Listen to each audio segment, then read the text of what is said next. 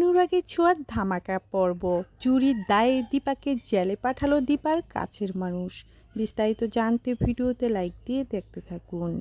বন্ধুরা, অনুরাগের ছোঁয়াতে আগামী পর্বগুলিতে আমরা সবাই দেখতে পারবো হঠাৎ করে চারপাশে পুলিশ ঘেরাও করে বলে কেউ এক পা লড়বেন না।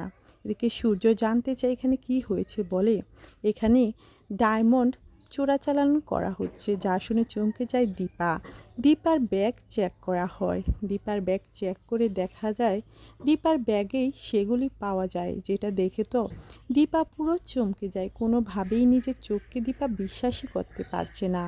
এদিকে দীপাকে সমস্ত মানুষ জিজ্ঞাসা করতে লাগে, আচ্ছা আপনি কি এ ব্যাপারে কিছু জানেন? আপনার ব্যাগেই বা কী করে এসব আসলো?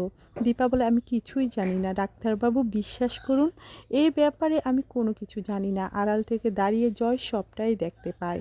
জয় বলে, বৌমনি আমাকে ক্ষমা করে দিও, এই সবটা আমার জন্যই হয়েছে। আসল দোষী হলো জয়, কিন্তু কেউ যে সেটা জানতেও পারছে না। দীপাকে জোর করে গাড়িতে ঢুকিয়ে নেয়। সূর্য পিছন দিক থেকে ডাকতে থাকে, দীপা দাঁড়াও বলছি, তোমার আমি কোনো কিছুই হতে দেব না। দীপা চিৎকার করতে থাকে, ডাক্তারবাবু আমি কোনো কিছু করিনি, আমাকে বাঁচান বলছি।